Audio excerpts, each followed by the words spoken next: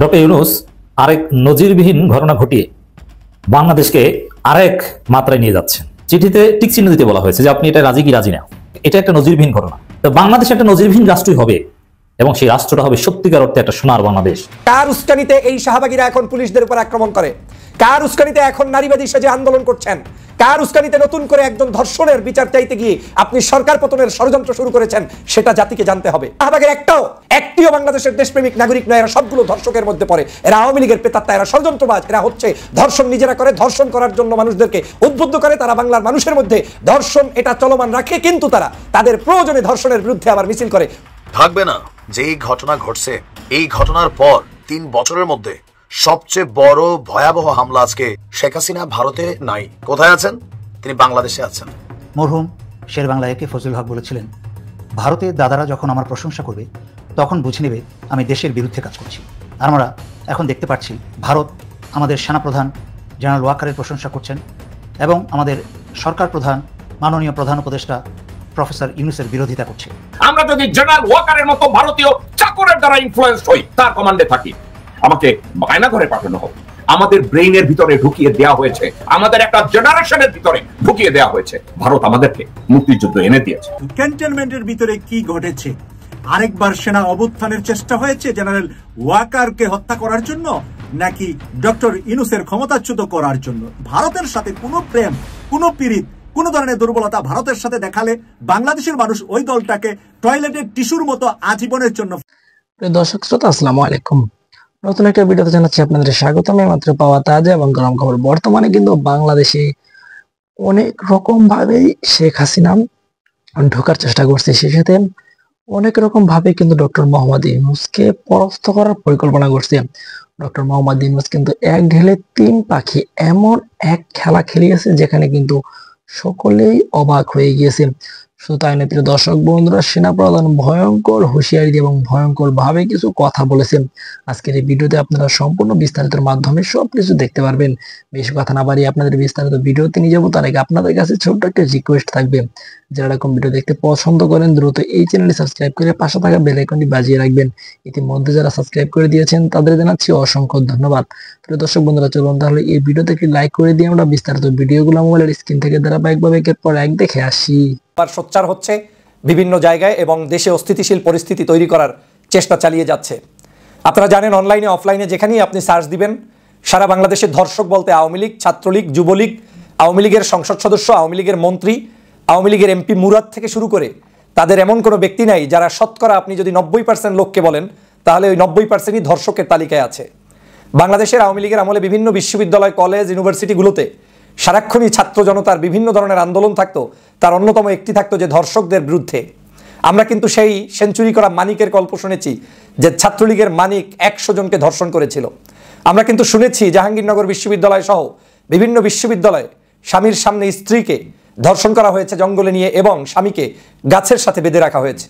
আমরা কিন্তু শুধু মানুষ ধর্ষণ শুনি নাই, আওয়ামী লীগ, ছাত্রলীগ এমনকি পশু পাখি পর্যন্ত ধর্ষণ করেছে। গরু, ছাগল কোনো কিছুই রক্ষা পায়নি ছাত্রলীগের কাছ থেকে।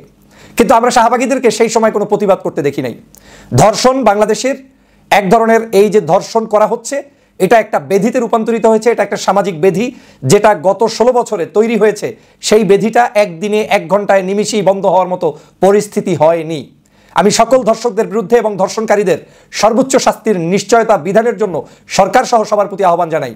কিন্তু আমি এটাও আপনাদেরকে সজাগ দৃষ্টি রাখার জন্য বলছি, এই যারা ধর্ষণকারী সেই আওয়ামী লীগের লোকেরাই এখন ধর্ষকের বিচার চেয়ে, ধর্ষণ কেন হচ্ছে সেইটার বিচার চেয়ে এখন নতুন করে মাঠে ময়দানে নেমে সরকারকে এবং দেশকে অস্থিতিশীল করার চেষ্টা করছে। মূলত এরা শাহবাগের অংশ।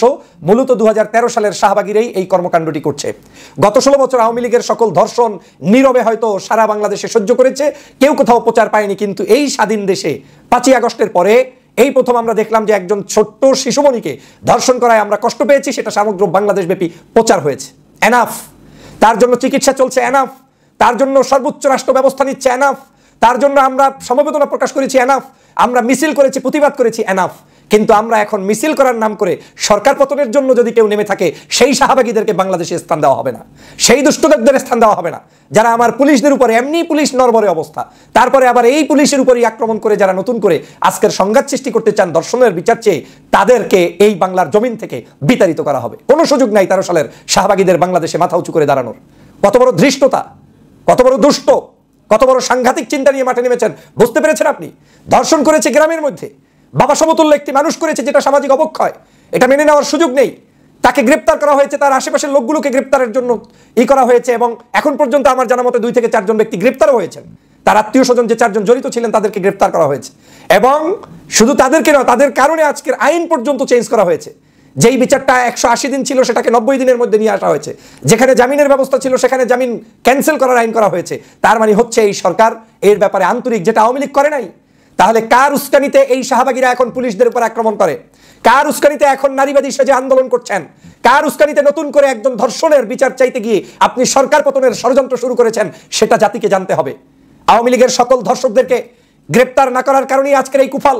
আমি স্পষ্ট করে বলতে চাই, যেই সকল নারীরা আজকের পুলিশের উপর আক্রমণ করেছে, কিংবা যেই সকল ব্যক্তিরা ষড়যন্ত্রমূলকভাবে আজকের আক্রমণ করেছে এবং সরকারের বিরুদ্ধে নেমেছে, প্রত্যেকের পিছনে সিসিটিভি ফিট করুন, প্রত্যেকের পিছনে ডাটা কালেকশন করুন, প্রত্যেকের সকল কর্মকাণ্ডগুলো জাতির সামনে নিয়ে আসুন। দেখবেন এরা প্রত্যেকেই হচ্ছে ধর্ষক। এর ম্যাক্সিমাম মানুষ ধর্ষক, যারা এই সরকারের পতন চেয়ে আজকের এই বিশৃঙ্খলতা সৃষ্টি করছে। এরা নিশ্চিত থাকেন, এরা শাহবাগের একটাও, যারা 13 সালের শাহবাগী আন্দোলন করেছে, একটিও বাংলাদেশের দেশপ্রেমিক নাগরিক নয়। এরা সবগুলো ধর্ষকের মধ্যে পড়ে। এরা আওয়ামী লীগের পেতাত্তা, এরা ষড়যন্ত্রবাজ। এরা হচ্ছে ধর্ষণ নিজেরা করে, ধর্ষণ করার জন্য মানুষদেরকে উদ্বুদ্ধ করে। তারা বাংলার মানুষের মধ্যে ধর্ষণ এটা চলমান রাখে, কিন্তু তারা তাদের প্রয়োজনে ধর্ষণের বিরুদ্ধে আবার মিছিল করে, কখন? যখন আপনাকে বিপদে ফেলতে হবে। এই ধান্দাবাজদের মুখ সম্মোচন করুন। ডক্টর ইউনূস আরেক নজিরবিহীন ঘটনা ঘটিয়ে বাংলাদেশকে আরেক মাত্রায় নিয়ে যাচ্ছেন। বিএনপি ঘটনায় কিংকর্তব্য বিমূঢ়। কি করবে বিএনপি বুঝতেই পারছে না। দর্শক, ইতিহাসে বিএনপি ভিলেন হিসেবে লিখিত থাকবে। রাষ্ট্র সংস্কারের বড় চেষ্টা চলছে, কিন্তু বিএনপি সংস্কার হতে দিবে না। তো ডক্টর ইউনূস আগে বলেছে যে সংস্কারে কে রাজি না, কে কোন বিষয়ে কি মতামত দিয়েছে, এগুলো সব ওয়েবসাইটে পাবলিশ করা হবে। তো দর্শক, সরকারের যে ঐকমত্য কমিশন, তারা বিএনপি সহ 34টা রাজনৈতিক দলকে চিঠি দিয়েছে। এই চিঠিতে বিএনপি আরেক গ্যারাকলে পড়েছে। কি করবে বুঝতে পারছে না। দর্শক, চিঠিতে টিক চিহ্ন দিতে বলা হয়েছে যে আপনি এটা রাজি কি রাজি না। এই ঠিক সরকারের একটা চমৎকার একটা সিদ্ধান্ত। মতামত আগে নেওয়া হয়েছে, সুপারিশমালা তৈরি করা হয়েছে, এখন টিক চিহ্ন দিবেন। এটার উপর ভিত্তি করে ঐকমত্য বা কত % কি এই বিষয়ে ডিসিশন নেবে সরকার। কিন্তু বিএনপি বলছে না, তারা টিক চিহ্ন দিবে না, তারা লিখিত মতামত দিবে। তো দর্শক, এই যে টিক চিহ্ন দিবে না, লিখিত মতামত দিবে, অন্য সবাই দিবে, বিএনপি তো একলা হয়ে পড়বে এবং বিএনপি ইতিহাসে ভিলেন হয়ে পড়বে। ভিলেন হিসেবে লেখা থাকবে যে না, বাংলাদেশে একসময় রাষ্ট্র সংস্কার হয়েছিল, বিএনপির নামে একটা দল, তারা তাদের সহযোগিতা করেনি, তারা মতামত জানেনি, তারা টিক চিহ্ন দেয়নি, কিন্তু সংস্কার ঠিকই হয়েছে। দর্শক, বিএনপি ফাটাবাসের মধ্যে পড়তে যাচ্ছে। প্রফেসর ইউনূস চীন যাচ্ছেন, চাইনিজ প্রেসিডেন্ট তাকে স্পেশাল বিমান পাঠিয়ে দিচ্ছেন। ডিসেম্বরের মধ্যে নির্বাচন দিয়ে সংস্কার না করে চলে যাবেন, তাহলে চীন এত আগ্রহ দেখাতো না। আর চীনের জন্য ডক্টর ইউনূস টাইপের শাসকের সাথে ডিল করাটা সহজ। বড় বড় চুক্তি হবে, হিউজ বিলিয়ন ডলার ইনভেস্টমেন্ট বাংলাদেশে আসবে, যুক্তরাষ্ট্রের ইনভেস্টমেন্টও আসবে। অতএব দর্শক, এই সংস্কার হবেই। এই সংস্কারের জন্য পৃথিবীর বিভিন্ন দেশ টাকা দিবে, এটা তারা অলরেডি বলেছে যে আপনি সংস্কার করেন, আমরা টাকা যা লাগে দিব, ডলার দিব, এবং সেটা বিলিয়ন ডলার। অতএব এই যে খবরটা, হ্যাঁ নাতে ঠিক নয়, লিখিত মতামতের গুরুত্ব বিএনপি। এই যে হ্যাঁ না জানতে চেয়ে চিঠি দিয়েছে বিএনপি সহ সব রাজনৈতিক দলগুলোকে, এটা একটা নজিরবিহীন ঘটনা। তো বাংলাদেশ একটা নজিরবিহীন রাষ্ট্রই হবে, এবং সেই রাষ্ট্রটা হবে সত্যিকার অর্থে একটা সোনার বাংলাদেশ, জনগণের বাংলাদেশ, একটা রিপাবলিক, এবং ইউরোপ আমেরিকার মতো সমৃদ্ধ দেশ হবে, যেটা আমরা কল্পনা করতে পারি। সেদিকে যাচ্ছে গণতান্ত্রিক প্রক্রিয়ায়। গণতন্ত্রের বিভিন্ন ফর্ম আছে, বিভিন্ন বিষয়ে। এই যে বিএনপি পার্লামেন্টে যে করতে চায়, কেন এখন পার্লামেন্টে গেলে আপনি যে ডেমোক্রেসি চর্চা করতে পারবেন, তার চাইতে ডিরেক্ট ডেমোক্রেসি এই সংস্কারে সরকার অ্যাপ্লাই করছে। আপনি হ্যাঁ নাতে টিক চিহ্ন কেন দিবেন না? না দিলে আপনি ভিলেন হয়ে যাবেন। আপনি লিখিত মতামত আপনাকে দিতে বলা হয়নি। অঙ্ক পরীক্ষায় ইংরেজি লিখে আসলে তো লাভ নেই, তাহলে তো আপনি জিরো। এখন এটাকে অন্য রাজনৈতিক দল মানবে যে সব রাজনৈতিক দল টিক চিহ্ন দিবে আর তারা দিবে না? বিএনপি তো একটা পকেট পার্টি তো আছে, যাদের কোনো ভ্যালু নেই বাংলাদেশের রাজনীতিতে। অতএব ডক্টর ইউনূসকে এত সোজা মনে করবেন না যে আপনারা টিক চিহ্ন দিবেন না, মতামত দিবেন না, আর সে নির্বাচন দিয়ে ডিসেম্বরের মধ্যে চলে যাবে, এত সহজ মনে করবেন না। সারা পৃথিবী আছে, চীন এখানে এমন ভাবে এনগেজড হচ্ছে, ভারত যতই চেষ্টা করুক বিএনপিকে ক্ষমতায় আনতে পারবে না। সুষ্ঠু নির্বাচন হবে, এদের জনগণ যাকে চাইবে সংস্কারের পর সেই ক্ষমতায় আসবে। রাষ্ট্র সংস্কার বিষয়ক মতামত পাঠাতে গত 6 মার্চ দেশে 32টি রাজনৈতিক দল ও জোটকে চিঠি দিয়েছে জাতীয় ঐকমত্য কমিশন। সেখানে দলগুলোকে স্প্রেডশিট যেখানে হা না টিক চিহ্নের মাধ্যমে মতামত প্রদানের জন্য বলা হয়। এটা সরকার একটা নজিরবিহীন সিদ্ধান্ত, এটাই ঠিক আছে। এর আগে তো আলোচনা করা হয়েছে, সংস্কার কমিশন সব রাজনৈতিক দলগুলোর সাথে আলাপ আলোচনা করে বিএনপি প্রস্তাব পাঠিয়েছে, তারপর এটা তৈরি করেছে। এখন আবার লিখিত মতামত দিবে, লিখিত মতামত আগে নিয়েছে। টিক চিহ্নের মতামত প্রদানের জন্য বলা হয়। গত রোববার দলগুলোকে এমন স্প্রেডশিট পাঠানো হয়েছে, তবে সংস্কার ইস্যুতে মতামত প্রদানের এই ধরনকে তেমন গুরুত্ব দিচ্ছে না বিএনপি। এতেই বিএনপি ভিলেন হবে ইতিহাসে। দলটি 6 সংস্কার কমিশন রিপোর্টের উপর নিজস্ব মতামত লিখিত আকারে বিস্তারিতভাবে তুলে ধরবে। বিএনপি মনে করছে স্প্রেডশিটে শুধু টিক চিহ্নের মধ্য দিয়ে সব জিনিসকে বিস্তারিত আকারে তুলে ধরা যাবে না, তাই স্প্রেডশিটের পাশাপাশি লিখিত আকারেও মতামত দেবে দলটি। অন্তর্বর্তী সরকারের সঙ্গে পরবর্তী আলোচনার বিষয়টি তুলে ধরা হবে। দেখেন এখানে কি করলে কি হয়ে যায়, স্প্রেডশিট টিক চিহ্ন দিলে আবার কি হয়ে যায়, মানে ওই গ্রামে কিছু লোকজন আছে না, আপনি যদি কোনো যৌক্তিক কাজও তার সিগনেচার চান, ভাই এখানে একটা সিগনেচার দেন, সিগনেচার না দিতে পারলে টিপ চিহ্ন দেন, টিপ দেন আঙ্গুলের ছাপ, তখন তারা মনে করে যে বাবা তুমি আমার জায়গা জমি সব লিখে নিয়ে যাও কিনা। এবং অতীতে ঘটেছে এরকম যে টিক চিহ্ন দিয়ে মিষ্টি খাওয়ার কথা বা বিভিন্ন ভংসং বুঝিয়ে হাতের একটা ছাপ নিয়ে অথবা সাইন নিয়ে জায়গা জমি সব লিখে নিয়ে গেছে, এরকম হয়েছে অতীতে। তো বিএনপি এখন ওই ভয়ে আছে যে আমাদের কাছ থেকে টিক চিহ্ন নিয়ে ডক্টর ইউনূস আবার কি না কি করে ফেলে, একটা আতঙ্কের মধ্যে আছে। বিএনপির যদি জনভিত্তি থাকতো, তারা যদি সৎ হতো, তাহলে তারা এই আতঙ্কের মধ্যে থাকতো না। তারা ক্ষমতার জন্য পাগল হয়ে গেছে, এই জন্য সব জায়গায় এখন ভূত দেখে। মরহুম শেরবাংলা একে ফজলুল হক বলেছিলেন, ভারতের দাদারা যখন আমার প্রশংসা করবে তখন বুঝে নেবে আমি দেশের বিরুদ্ধে কাজ করছি। আর আমরা এখন দেখতে পাচ্ছি ভারতের দাদারা আমাদের সেনাপ্রধান জেনারেল ওয়াকারের প্রশংসা করছেন এবং আমাদের সরকার প্রধান মাননীয় প্রধান উপদেষ্টা প্রফেসর ইউনূসের বিরোধিতা করছে।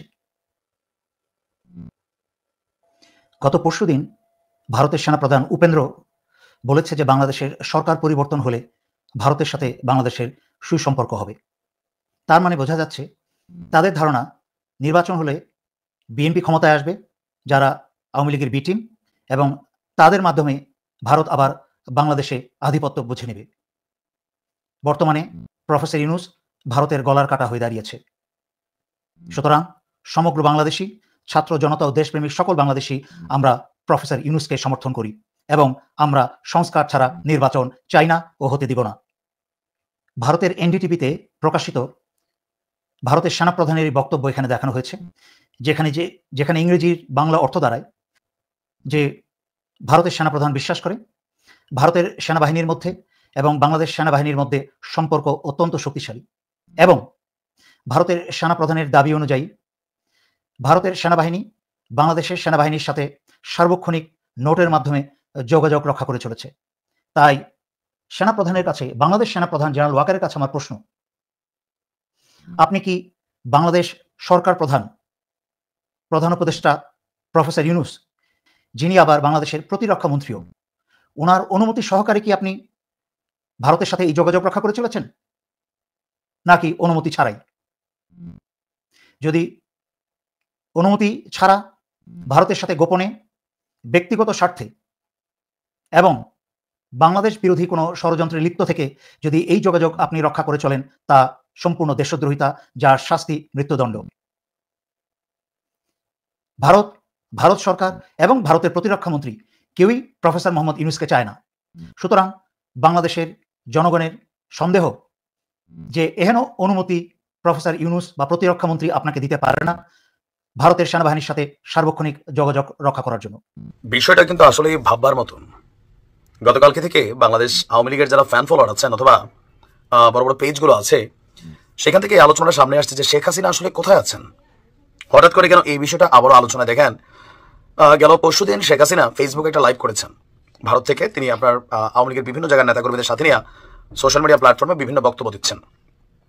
এর মাঝখানে আওয়ামী লীগের অনেক যারা নেতাকর্মীরা আছেন তাদের দাবি শেখ হাসিনা ভারতে নাই, কোথায় আছেন? তিনি বাংলাদেশে আছেন। এই বিষয়টারে একদম অযৌক্তিক হিসাবে মাঝে মাঝে আমার কাছে একটা রহস্যজনক লাগে। দেখেন, 7 মাস শেখ হাসিনা, শেখ রেহানা, এদের কোনো ছবি, ফুটেজ, ভিডিও কোথাও কোনো কিছু নাই। বিভিন্ন জায়গায় তিনি বক্তব্য দিচ্ছেন, বিভিন্ন জায়গায় তার কনফারেন্স প্রোগ্রামে অংশগ্রহণ করছেন, কিন্তু তিনি কেন ভিডিও ফুটেজ আসছেন না? বিষয়টা কেমন হবে যে ধরেন বাংলাদেশের কোথাও না কোথাও শেখ হাসিনা লুকিয়ে আছেন বা পলায়নরত আছেন। ওদিন আমরা যে হেলিকপ্টার করে শেখ হাসিনার যাইতে দেখছি, এই হেলিকপ্টার কিন্তু ইন্ডিয়াতে যায় নাই, খেয়াল আছে তো? এটা কিন্তু ওনারা ভারত নিয়ে যায় নাই। আমরা পরবর্তী দেখছি আর্মির একটা বিশেষ ফ্লাইটের আনাগোনা ঘটছে, ভারতের ইন্দোর না কোথায় একটা প্লেন গেছে, কিন্তু শেখ হাসিনার এই হেলিকপ্টারের ফুটেজ ছাড়া আর কোনো ফুটেজ কিন্তু নাই। আর এই হেলিকপ্টারে করে তিনি সাভারে সম্ভবত গিয়েছিলেন। সাভারে যাওয়ার পর থেকে মুহূর্তের মধ্যেই শেখ হাসিনা ভারত পালাই গেছে, আমরা যেটা খবর পাইলাম। ইভেন ভারতও বলছে যে তিনি ভারতে আছেন, সরকারের বিশেষ প্রটোকলে আছেন, কিন্তু আওয়ামী লীগের নেতাকর্মীদের মধ্যে এই একটা জিনিস আসছে যে না, শেখ হাসিনা বাংলাদেশে লুকিয়ে আছেন। আসলে বিষয়টা কেমন, মানে কেমন যেন একটা রহস্যজনক অবস্থান। কেউ কেউ বলছেন তিনি হেলিকপ্টারে করে পরবর্তী সময় আবার বিশেষ একটা বাহিনীর কাছে তিনি চলে এসেছিলেন এবং তাদের হেফাজতে আছেন। তিনি সারা বাংলাদেশের কি অবস্থা এটা বোঝানোর জন্যই দেশবাসীকে একটু সময় দিচ্ছেন, এরপর তিনি গর্ত থেকে হুট করে বের হয়ে আসবেন। এই ক্যালকুলেশনটা একবারে উড়াই দেওয়ার মতনও না, আবার এটা বিশ্বাস করার মতনও না। কারণ ভারতের গণমাধ্যম, ভারতের যেই সরকার, তারা বিভিন্নভাবে বলেছে যে তিনি ভারতে অবস্থান করছেন, দিল্লির কোনো একটা বিশেষ জায়গায়। তো এখান থেকে নানান প্রশ্ন অনেকের মধ্যে, যে শেখ রেহানার তো সিটিজেন আছে আপনার ইউকের, তারপর ফিনল্যান্ডের, তো তিনি কেন আপনার যাচ্ছেন না? শেখ হাসিনা ঠিক আছে, বাট বাকি ফ্যামিলি মেম্বাররা কে কোথায় আছে? একদম জয়সারা সবাই এক ধরনের নিরুদ্দেশ হয়ে গেল। জাতিসংঘের মহাসচিব জনাব অ্যান্থনিও গুতেরেস এই মুহূর্তে বাংলাদেশে আছেন। তিনি ঢাকায় আছেন, তিনি কক্সবাজার যাবেন, রোহিঙ্গা ক্যাম্প পরিদর্শন করবেন।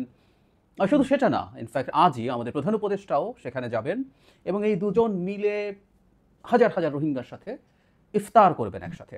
অনেকগুলো সিম্বলিক কাজ আছে এখানে। তার এই আশাটাকে আমরা কিভাবে দেখব, বা এটা কি শুধুমাত্র ঘোষিত যে ব্যাপারটা আছে সেটাই প্রধান বিষয়, নাকি অন্য কিছু এর সাথে রিলেটেড আছে, সেই ব্যাপারগুলো নিয়ে কথা বলতে চাই। তার আগে এইটুকু জানিয়ে রাখি যে বাংলাদেশের মাটিতে জাতিসংঘের মহাসচিব আসা খুবই বা অতি অভাবনীয় ঘটনা না। সত্যি বলতে শেখ হাসিনার সময় 2011 সালে তৎকালীন যিনি মহাসচিব ছিলেন জনাব বান কি মুন, তিনি এসেছিলেন। তবে হ্যাঁ, 14 পরবর্তী সময়ে শেখ হাসিনা যখন গায়ের জোরে ভোট চুরি করে ক্ষমতায় থাকতে শুরু করেছে, সেইকালীন সময়ে আর এই প্রবণতা দেখা যায়নি। আমার যতদূর মনে পড়ে 11 সালে বান কি মুন এসেছিলেন। সো শেখ হাসিনার কালেও এসছেন, সুতরাং বাংলাদেশে জাতিসংঘের মহাসচিব এসছেন, এটাকে খুবই অভাবনীয়ভাবে দেখার কিছু নেই। তবে এটা খুবই তুচ্ছ ব্যাপারও না, এটা বেশ গুরুত্ব বহন করে বলে আমরা মনে করি। ঘোষিত ব্যাপার কি? ঘোষিত ব্যাপার যেটা মনে হচ্ছে যে তিনি জাতিসংঘের হয়ে এসছেন রোহিঙ্গাদেরকে দেখার জন্য, তিনি মানবাধিকার নিয়ে কথাবার্তা বলতে এসছেন। কারণ আমরা জানি রিসেন্ট সময়ে শেখ হাসিনার বিরুদ্ধে যে গণঅভ্যুত্থান হলো, তাতে জাতিসংঘের গুরুত্বপূর্ণ একটা সংস্থা মানবাধিকার বিষয়ক হাই কমিশনের অফিস একটা তদন্ত রিপোর্ট করেছেন। সেখানে শেখ হাসিনার সময়কালীন সংকটের কথা যেমন বলা হয়েছে, ঠিক তেমনি পরবর্তীকালে শেখ হাসিনার পতন পরবর্তী সময়েও বাংলাদেশে মানবাধিকার নিয়ে সংকট হয়েছে, সেসব মানবাধিকার লঙ্ঘনের কথা আছে। তো সব কিছু নিয়ে তারা মনোযোগ দেবেন। কিন্তু রোহিঙ্গা সংকটটা, রোহিঙ্গা বিষয়টাই বাংলাদেশের জন্য একটা বিরাট মাথা ব্যথা হয়ে উঠছে। আমরা হয়তো অনেকেই জানি কেন সেটা। যখন প্রথম রোহিঙ্গারা আসলো 2017 সালে, মানে খুবই মনোযোগ দেখা গেল, সারা পৃথিবীর মনোযোগ আমাদের প্রতি ছিল। অনেকেই প্রচুর সাহায্য নিয়ে এসছেন, প্রচুর, এবং অনেক ক্ষেত্রে এমন হয়েছে যে রোহিঙ্গারা এত বেশি সাহায্য পাচ্ছিলেন, তারা নিকটস্থ অনেক বাজারে জিনিসপত্র বিক্রি করে দিচ্ছিলেন। এটা হয়েছে। আস্তে আস্তে যেটা হয়, মানে মানুষের মনোযোগ কমতে থাকে, এক এক সময় পৃথিবীতে এক এক রকম ঘটনা ঘটে, ফলে যারা ডোনার এজেন্সিজ আছেন তাদের প্রায়োরিটি পাল্টাতে থাকে। রাশিয়া ইউক্রেন যুদ্ধ শুরু হলো, আর বিশেষ করে এর পরবর্তীতে গত কিছুদিন থেকে গাজায় যে ডিজাস্টার হলো, হিউম্যানিটেরিয়ান ডিজাস্টার, সেটা হলো। সিরিয়াতে তো সংকট চলছিল, ইয়েমেনে চলছিল। সো মানবিক সাহায্যের জায়গা প্রচুর আছে। আফ্রিকার বেশ কিছু জায়গায় একই ধরনের পরিস্থিতি বিরাজ করছে, ফলে মনোযোগ কমে গেল এবং সাহায্য কমতে শুরু করলো। এই মুহূর্তে সবচেয়ে বড় সংকট হচ্ছে, বলা হয় least $12.5 per month per head, প্রতিজনের জন্য কমপক্ষে $12.5 না পেলে মোটামুটিভাবে এদেরকে বাঁচিয়ে রাখা, খাইয়ে পরে রাখা ইজ অলমোস্ট ইম্পসিবল। কিন্তু পরিস্থিতি এখন এমন পর্যায়ে এসছে যে $6 প্রতি মাসে জোগাড় করাই কঠিন হয়ে পড়ছে। $6 মানে হচ্ছে, হিসাব করে দেখা গেছে বর্তমান বাজারে টাকার মূল্য মানে এটা 24 টাকা প্রতিদিন। মানে একজন ব্যক্তি 24 টাকা দিয়ে তাকে দিনের খাবার জোগাড় করতে হবে। মানে আমরা বুঝতে পারছি, একটা সবচেয়ে সস্তা যে প্রোটিন পাওয়া যেতে পারে সেটা হচ্ছে একটা ডিম। একটা ডিমের দামও 12-13 টাকা। ভাত আছে, সবজি আছে, তাও এক বেলার খাবারও 24 টাকায় হয় না, সেখানে একদিন। ফলে কি বড় সংকট আমাদের জন্য আসছে, আমরা হয়তো ধারণা করতে পারছি। এবং এই মুহূর্তে আসলে ফিনান্সিয়ালি খুব ভালো কিছু করা কঠিন হবে। কারণ হচ্ছে পৃথিবীতে ডোনাল্ড ট্রাম্প ক্ষমতায় আসার পর পৃথিবীর ধরনই পাল্টে গেছে, পৃথিবীর পলিসি, ওয়ার্ল্ড অর্ডার পাল্টে গেছে। আমেরিকা তার নিজকে তো বহু জায়গা থেকে সরাচ্ছেই, তার চ্যারিটির কাজ তো সে অলমোস্ট বন্ধ করে দিয়েছে। আমরা ইউএসএইডের কথা বলতে পারি, যেখানে ইউএসএআইডির 85% প্রকল্প বাতিল হবে বলে আমরা অলরেডি জানি। অথচ এটা $40 বিলিয়ন মতো তারা প্রতি বছর তাদের ফেডারেল বাজেট থেকে দিত, যেটা ওদের আমি হিসাব করে দেখেছি আমেরিকার বাজেট হচ্ছে $6.1 ট্রিলিয়ন, তার 0.65% কিন্তু তারা সেটা বাতিল করেছে। যাই হোক, সেটা ঘটে গেছে। অ্যাট দ্য সেম টাইম ইউরোপকেও এখন আসলে তার নিজের সুরক্ষার জন্য অনেক বেশি ব্যয় করতে হবে। মানে এতদিন পর্যন্ত যেটা ছিল, কেউ কেউ এভাবে বলেছেন যে একটা চিপ সিকিউরিটি তারা পেয়েছিলেন, নেটোর সিকিউরিটি, আমেরিকা তাকে সিকিউরিটি দেবে এবং সে তার টাকা তার নিজের জনগণের ওয়েলফেয়ারে ব্যয় করতো এবং বাইরেও বিভিন্ন জায়গায় তারা এই খরচটা করেছে। কিন্তু এখন যেটা দাঁড়ালো, ট্রাম্পের জমানায় এসে নেটো নিজেই অনিশ্চয়তায় পড়ে গেছে, ফলে ইউরোপ তার নিজেকে সামরিক ব্যয় অনেক বাড়াতে হবে। এখানে একটু বলে রাখা ভালো, নেটোর যে চুক্তি সেই অনুযায়ীও যে সামরিক ব্যয় তাদের করার কথা ছিল তারা সেটা কখনোই করেনি, বেশিরভাগ দেশ করেনি। জিডিপির 2% করতে হবে, এটা ছিল শর্ত, প্রায় সব দেশই করেনি। এখন তাদেরকে এটা তো বটেই, তার চেয়ে বেশি করতে হবে। কিছু কিছু দেশ যারা ঝুঁকিতে আছে তারা অলরেডি বেশি করছে, আরও বেশি করছে। পোল্যান্ড করছে, পোল্যান্ড গত কয়েক বছরে প্রায় 4% অফ জিডিপি তাদের সামরিক ব্যয় করছে। ফলে যেটা বলছিলাম, তার নিজের স্বার্থে তার থেকে এত বেশি ইনভলভ হয়ে যেতে হবে, আমরা এই চ্যারিটির টাকা আসলে পাবো কি না খুবই খুবই আনলাইকলি। ফলে যেটা দাঁড়াবে, এই রকম একটা কম খরচ, এই সামান্যতম টাকা যদি হয়, বাংলাদেশকেও এদেরকে, যেহেতু এরা বাংলাদেশের মাটিতে আছে, এদেরকে বাঁচিয়ে রাখার জন্য বাংলাদেশের ফিনান্সিয়াল ইনভলভমেন্ট অনেক বাড়তে পারে। আর যদি সেটা নাও হয়, এই রকম চরম অনাহারে এবং পুষ্টির সংকটে থাকা একটা জাতিগোষ্ঠী, যার সংখ্যাটা বিরাট, পৃথিবীর সবচেয়ে বড় শরণার্থী ক্যাম্প কুতুপালং, যেখানে প্রায় 10 লাখ মানুষ থাকছে খুব অল্প জায়গার মধ্যে, এদের মধ্যে নানান ভায়োলেন্ট বিহেভিয়ার তৈরি হতে পারে, যেটা আমাদের স্টেবিলিটির জন্য ক্ষতিকর হবে। এবং যোগ করে রাখবো, এই মুহূর্তে আমাদের সীমান্তের অন্তত একটা প্রভিন্সে খুবই আনস্টেবল অবস্থা। মিয়ানমারের দুটো প্রভিন্সের সাথে আমাদের সীমান্ত আছে, একটা হলো রাখাইন এবং একটা হচ্ছে চীন। রাখাইন প্রভিন্সের এই যে সংকট, এখানে যদি রোহিঙ্গাদের মধ্যে অস্থিরতা তৈরি হয়, এটা আমাদের জন্য খুবই ক্রাইসিস হবে। সুতরাং এই সময় যখন গুতেরেজ আসলেন, আমরা আশা করি যে গ্লোবাল কমিউনিটির একটা বিরাট মনোযোগ আমাদের দিকে আকৃষ্ট হবে, তার সাথে অনেকেই আসবেন, সেগুলো রিপোর্টিং হবে বিভিন্ন জায়গায়। সো প্রায় বিস্তৃত, অনেকে ভুলে গেছেন এই জায়গা থেকে রোহিঙ্গা সংকটটা আবার পৃথিবীর বিভিন্ন জায়গায় মনোযোগ ফিরে পেতে পারে এবং তাতে যদি সাহায্যের পরিমাণ বাড়ে, আমাদের জন্য খুব বড় একটা রিলিফের ব্যাপার হবে। এটা একটা গুরুত্বপূর্ণ বিষয়। মানবাধিকারের কথা তো বললামই, তবে এখানে একটা আমি এখনো নিশ্চিত নই। ইনফ্যাক্ট একটা পত্রিকা একটা সূত্রের বরাতে জানিয়েছে মহাসচিবের আরেকটা এজেন্ডা আছে এখানে, সেটা হলো রাখাইন প্রভিন্সে, ওখানে যেহেতু তীব্র যুদ্ধ চলছে আরাকান আর্মির সাথে, এটা বাড়ে কমে কখনো ইন্টেন্সিটিটা, জান্তার সাথে যেহেতু সংকট চলছে, ওখানেও এক ধরনের হিউম্যানিটেরিয়ান ক্রাইসিস তৈরি হয়েছে, ওখানে এক ধরনের দুর্ভিক্ষর পরিস্থিতি তৈরি হয়েছে। বাংলাদেশের মধ্য দিয়ে সেখানে একটা ত্রাণ পাঠানোর একটা প্রস্তাব বা চেষ্টা জাতিসংঘের দিক থেকে আছে।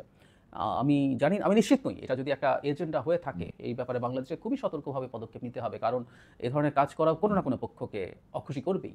এই মুহূর্তে যে এলাকাগুলো আরাকান আর্মির নিয়ন্ত্রণে আছে, সেখানে যদি হিউম্যানিটেরিয়ান সাহায্য যায়, সেটা আরাকান আর্মি পছন্দ করতে পারে, কিন্তু সেটা আবার জান্তাকে ক্ষুব্ধ করবে। সো বাংলাদেশকে আসলে এই ধরনের পদক্ষেপ নেওয়ার ক্ষেত্রে খুবই সতর্ক থাকতে হবে। কিন্তু যে কথাটা বলছিলাম, আসলে এটার সবচেয়ে বড় ইম্প্যাক্ট আসলে যে জায়গায়, সেটা হচ্ছে আমাদের সরকারকে এন্ডোর্স করা, যেটা আসলে ঘোষিত কর্মসূচি না। মানে এটা মনে রাখতে হবে যে অনেক সময় অনেক কিছু কাগজে কলমে না হয়ে গেলেও সেটার আসলে প্রভাব অনেক বড়। যেমন আমাদের প্রধান উপদেষ্টা যখন ক্ষমতায় আসার কিছুদিনের মধ্যে জাতিসংঘের সাধারণ পরিষদে গেলেন, তখন জো বাইডেন তার সাথে রীতিভঙ্গ করে, জো বাইডেন তার এই ধরনের সাধারণ পরিষদের সময় তিনি আর কারোর সাথে সাইডলাইনে কোনো বৈঠক করেন না, কিন্তু তিনি আমাদের প্রধান উপদেষ্টার সাথে একটা সাইডলাইনে মিটিং করলেন, তাকে খুবই কর্ডিয়ালি হাগ করলেন। এর মাধ্যমে ওখানে যে অনেক চুক্তি দিয়ে বাংলাদেশকে এটা হয়েছে ওটা হয়েছে এসব কিছু না, কিন্তু এই যে একটা জেস্টার, এটা ইটসেলফ একটা মারাত্মক প্রভাব ফেলেছে সব দিকে। মানে সেই মুহূর্তে ভারতের পত্রপত্রিকা দেখলেই তাদের কান্নাকাটি এবং ক্ষুব্ধতা মিলেমিশে একাকার। এইটা দেখে যে ডক্টর ইউনূসকে এভাবে এন্ডোর্স করছে আমেরিকা, তার মানে ওই বৈঠকটা পরিকল্পিত ছিল এবং যারা বাইডেন এই জিনিসটা আসলে প্রকাশ্যে দেখাতে চেয়েছেন, জানাতে চেয়েছেন, তিনি ডক্টর ইউনূসকে শক্তি যোগাতে চেয়েছেন, এটা ফর শিওর। সো বৈঠকগুলোতে ঠিক আক্ষরিক অর্থে আমরা যা দেখি সবসময় ব্যাপারগুলো যে ওটাই প্রধান, ওটাই একমাত্র, বিষয়টা সেরকম না, বিষয়টা ভিন্ন হতেও পারে। সুতরাং এখানে আমাদের একজন জাতিসংঘের মহাসচিব বাংলাদেশে এসছেন, বাংলাদেশের একটা মেজর সংকটের ব্যাপারে তার মনোযোগ দিচ্ছেন, সেটা নিয়ে তিনি গ্লোবাল কমিউনিটির দৃষ্টি আকর্ষণ করার চেষ্টা করছেন। এগুলো সবগুলোই পজিটিভ এবং এই ক্রেডিটটা এই সব কিছু ব্যাপারে আমাদের যে সাফল্য তৈরি হয়েছে সেটা আসলে যাবে ডক্টর ইউনূসের মুকুটে। এবং এটা হওয়ার কারণে যেটা দাঁড়াবে, আমাদের শত্রুরা যারা আছে তাদের কাছে আমরা আসলে এই বার্তাও দিতে পারছি যে ডক্টর ইউনূসের অন্তত যে আন্তর্জাতিক যে যোগাযোগ, আন্তর্জাতিক যে মর্যাদার জায়গা আছে সেটা অটুট আছে এবং এটা তার উপরে হতে যাওয়া ঝড়ঝাপটা ঠেকিয়ে দেবে অনেকখানি। আমাদের নিশ্চয়ই এটা মনে রাখতে হবে, আমি সবসময় এই কথাটা বলি, আমাদের গণ অভ্যুত্থানের সুফল আমরা যতটুকু পাবার কথা ছিল তার অনেক কিছুই পাচ্ছি না। তার জন্য এই সরকারের অনেক ক্ষেত্রেই অদক্ষতা, ব্যর্থতা দায়ী, কোনো সন্দেহ নেই। এটা আমি এখন দ্ব্যর্থহীন ভাষায় আজকে 7 মাস পর বলছি। এটা আরও আমার আর্গুমেন্ট আমি আরও স্ট্রংলি এস্টাবলিশ করবো। কিন্তু আমি এই কথাটাও সবসময় যোগ করছি, এখনও আমাকে দাঁড়িয়ে কেউ যদি জিজ্ঞেস করেন 5 তারিখের পর বাংলাদেশের প্রধান উপদেষ্টা কাকে করা হবে, আমি এক মুহূর্ত চিন্তা না করে বলে দেবো এটা ডক্টর ইউনূসকেই করতে। 7 মাস দেখার পরও বলবো, কারণ উনি ওই সময় আমাদের মাথার উপরে এসে না দাঁড়ালে আমরা আমাদের ডিজাস্টার হয়ে যেত, ভারত আমাদেরকে ডিজাস্টার করে ফেলতো। সুতরাং এখনও আমরা দেখছি তার সেই জায়গাটা অটুট আছে, এবং সেই অটুট থাকাটাই আমাদের অনেক ঝামেলা, অনেক বিপদ, রোগ থেকে আমাদেরকে রক্ষা করবে, এটা আমরা বিশ্বাস করতে পারি। এই কারণেই মনে হয় যদি সরকারটা আরেকটু এফেক্টিভ হতে পারত। Despite all the criticism, Sheikh Hasina বাংলাদেশকে ধ্বংসস্তূপে পরিণত করে গেছেন। I agree with this. প্রধান উপদেষ্টা বলেছেন যে গাজার মতোই, গাজায় মানে পুরো দৃশ্যমান স্ট্রাকচার ভেঙেছে আর আমাদের দেশের সব প্রতিষ্ঠান ভেঙেছে। মেটাফর ইজ এক্সেলেন্ট, কিন্তু এইটার মধ্যে দাঁড়িয়েও আরও ভালো কাজ করার সুযোগ ছিল, আরও ভালো কাজ করার স্কোপ ছিল, কিন্তু এই সরকার পেরে ওঠে নাই। কিন্তু আমি এটুকু মনে করি যে ইন্টারন্যাশনাল এই জায়গাটার ক্ষেত্রে তারা খুব ভালো রোল প্লে করছেন। আরেকটা কথা একটু অপ্রাসঙ্গিক হলেও, খুব অপ্রাসঙ্গিকও না, এটার সাথে রিলেটেড, যেহেতু রোহিঙ্গা সংকট নিয়ে আমরা কথা বলেছি। একজন হাই রিপ্রেজেন্টেটিভ নিয়োগ করা হয়েছে কিছুদিন আগে, একজন মন্ত্রীর পদমর্যাদায়। আমাদেরকে আসলে দেখতে হবে এই হাই রিপ্রেজেন্টেটিভ আসলে কতটুকু সফল হচ্ছেন, কি করছেন, তিনি কি করছেন। মানে আমি প্রায় একটা কথা বলি যে সরকারের কে বা যারা আছেন তারা তাদের পদে থেকে কি কাজ করেছেন, কোন ক্ষেত্রে কতটুকু সাফল্য পেয়েছেন, কি কর্মসূচি নিয়ে তিনি এগিয়ে যাচ্ছেন, এই ব্যাপারগুলোর ব্রিফিং দিতে হবে, দেওয়া উচিত হবে। প্রত্যেকে তারা প্রজাতন্ত্রের কাজ করেন, তারা সরকারে আছেন, প্রত্যেকে সুযোগ সুবিধা নিয়ে জনগণের হয়ে কাজ করছেন, তারা করছেন, আমাদের জানারই রাইট আছে। সুতরাং এই যে রোহিঙ্গা সংকটটা এই কয়েক মাস হয়ে গেল, এই উপদেষ্টা জয়েন করার পরও কয়েক মাস চলে গেল, হাই রিপ্রেজেন্টেটিভ, ঠিক উপদেষ্টা না এভাবে বলা হচ্ছে, জনাব খলিলুর রহমান পারহ্যাপস ওনার নাম। তো উনি কি করেছেন না করেছেন সেই তথ্য আসলে আমাদের সামনে আসতে হবে। আমরা জেনেছি বিভিন্ন জায়গায় পত্রপত্রিকার তথ্য থেকে তার অনেক অভিজ্ঞতা আছে, তিনি অনেক দক্ষ মানুষ, তিনি অনেক ব্রিলিয়ান্ট মানুষ। আসলে দিনের শেষে আমাদের কাজ হতে হবে, আমাদের কাজ কতটুকু হচ্ছে, সামনে আমাদের কি পাথওয়ে আছে, এই জিনিসটা আমাদের সামনে দৃশ্যমান হতে হবে, তাদেরকে দৃশ্যমান করতে হবে। আমাদের এটা চাওয়ার আগেই আসলে উচিত ছিল আমাদেরকে এটা জানানো। যেহেতু এখন একটা প্রেক্ষাপট তৈরি হয়েছে, জাতিসংঘের মহাসচিব এসছেন, জাতিসংঘের মহাসচিব ফিরে যাওয়ার পরপরই অন্তত আমরা জানতে চাই এই হাই রিপ্রেজেন্টেটিভ আসলে কি। প্রিয় দেশবাসী, শুরু থেকে শেষ পর্যন্ত যারা এই ভিডিওটি দেখেছেন সকলকে জানাই অসংখ্য ধন্যবাদ। যারা এরকম নিউজ ভিডিওতে পেতে পছন্দ করেন তারা অবশ্যই এই চ্যানেলটি সাবস্ক্রাইব করে পাশে থাকা বেল আইকনটি বাজিয়ে দিবেন। যারা এখন এই ভিডিওটি শেয়ার করেননি, এই ভিডিওটি দ্রুত শেয়ার করে সকলকে দেখার সুযোগ করে দিন। আজকের মতন এই পর্যন্ত, দেখা হচ্ছে পরবর্তী কোনো ভিডিও নিয়ে ইনশাল্লাহ।